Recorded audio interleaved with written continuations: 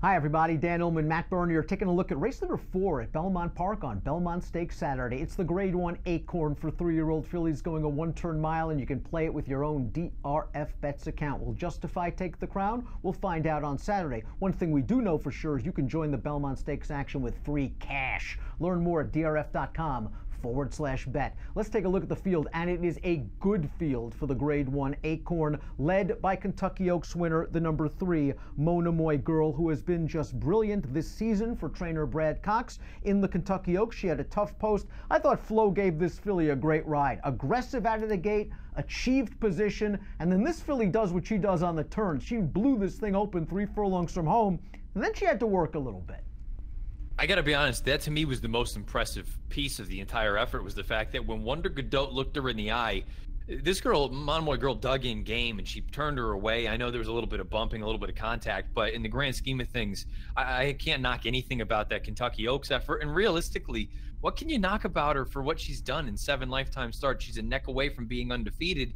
I really think she's kind of one of the more likely winners on the day on Saturday. And even having said that, as good a field as this is, she looks like she's the goods. I like her cutting back to a one-turn mile as well. Maybe she was getting tired towards the end of the Kentucky Oaks. I think a lot of folks were disappointed that Wonder Godot got as close to her as she did, because that horse has gotten a little bit of a bad reputation for losing races that she might have won. But I think Monomoy Girl's, her accolades speak for themselves on paper. Let's talk about 2 very good fillies. The 5 Caledonia Road, all she did last year was win the Breeders' Cup Juvenile Fillies, and she came back with a winning debut, and I don't think Ralph Nick squeezed the lemon dry. Yeah, she's got to run a lot faster in her second start of the year, but this is only start number 5. Why can't she run faster? Absolutely, and you've got to assume that this was the plan all along. Get a race into her, have her ready for a big spot like this. I guess my concern, she was gone for such a long time with either an ankle or a knee, one of the two.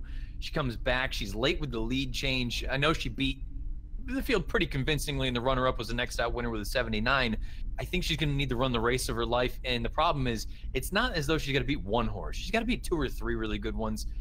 She's the one that I'm going to fade in here out of all of them. Let's take a look at the Timeform U.S. pace projector. We are expecting a good, solid pace in this one-turn Acorn, led by the 2 Spectator. And I think Spectator's okay. She chased a really good one. A forgotten horse, so to speak, in this division is Midnight Bisou. She ran 3rd in the Kentucky Oaks after winning the Santa Anita Oaks, and I thought Spectator ran okay, stretching out to a mile and a 16th. I don't love this pace scenario for her, but she has shown in the past the ability to sit if someone else wants the lead. I would just think Mona Moy Girl's going to go. I kind of feel like it's one of those instances, we've talked about it in so many other races. If you're on the best horse, don't think about it, just go. So I agree. I think Monomoy Girl's forward. Spectator, I wonder if down the road she ends up being a test kind of horse, because I think she's really, really strong going one turn. This mile, I think, is within her scope. She wasn't embarrassed in that Santa Anita Oaks. She just got beat by a good filly in Midnight Bisou.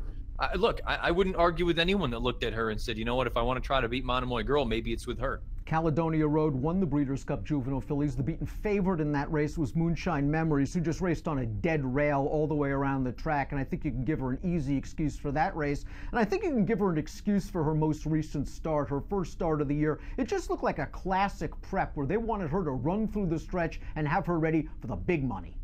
And I think she ran a winning race. I know she was only a half length in front of 3rd in that spot, but Emboldened for Baffer is one that maybe you want to keep an eye on going forward.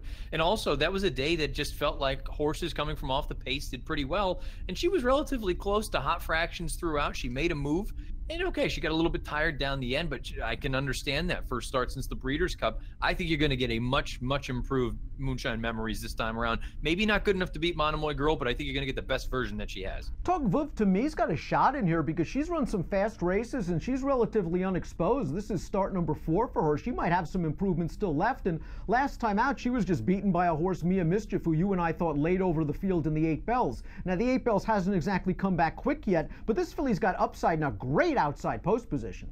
You know, the interesting thing is going to be to see how she's ridden in here. Jose Ortiz takes the mount. She broke her maiden 2 starts back by 11 lengths in gate-to-wire fashion, going out there setting soft fractions.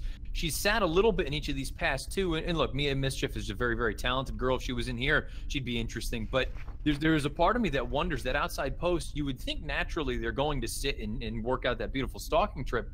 I wonder if they're a little bit more aggressive and try to make someone else make a little bit of a decision here.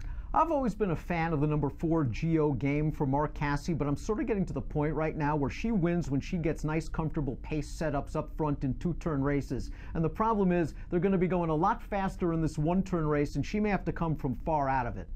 Yeah, I do wonder also about class a little bit. I don't know if she's quite as good as the best in here. That run 2 back, she had a big pace to run at. Couldn't quite get there. And that most recent run at Churchill, it's come back weak. I know she's a Julie one next out with an 82, but they were a country mile clear of everybody else because they were out there walking on the front end. Star Cloud's going to be a big price, but you can't knock what she's done in her career. She's won 4 of 5, 3 in a row, and the horse she beat last time out came back to win with a 90 buyer speed figure by a country mile, but there are the legitimate class concerns. Yeah, absolutely. You know what? I can't knock the connections. Take a shot. You've got a filly that's 4 for 5. She's run pretty respectable figures. Take a shot. I think she's overmatched, but why not? Let's take a look at our top selections for the Grade 1 Acorn Stakes for 3-year-old fillies. You like Moonshine Memories. I like that prep race. The Breeders' Cup Juvenile Fillies is a throw-out. Listen, Matt, she's 6-1 on the morning line. You'd lock that in right now, right?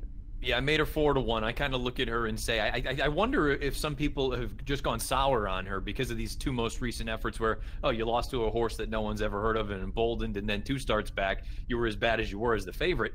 But there are reasons for each of those races, and I think you're going to get the best version. I said to you before we came on, Simon Callahan does very well second start off of the bench over the past year. Dirt second after the layoff, 5 for 9 with a 330 ROI. I would imagine you're going to get the best version of her Saturday that you can find. Whether it's good enough or not to beat Monomoy Girl, we'll find out. Monomoy Girl's last 2 races just faster than anything the rest of this field has ever seen, and she's done it with a variety of styles. And the Ashland on the lead, and the Kentucky Oaks sitting from off the pace with a dazzling burst of speed on the turn. I think she'll be aggressively ridden by Giroux here. If someone else wants the lead, Giroux will let them have it, but at 4 to 5, she's not a lot of fun. She's not a fun pick, but I think she's the most likely winner, as you mentioned. You're going with the 1 Moonshine Memories. I'll take the 3 Monomoy Girl. 3-7 for me. I'll try to get this Talk Vuv to me into the number in the Grade 1 Acorn. It's race number 4 at Belmont on Belmont Stakes Saturday. Again, you can play it with your own DRF Bets account. Learn how to access free cash at drf.com/bet. Approximate post time for the Acorn, 1:24 Eastern. Best of luck.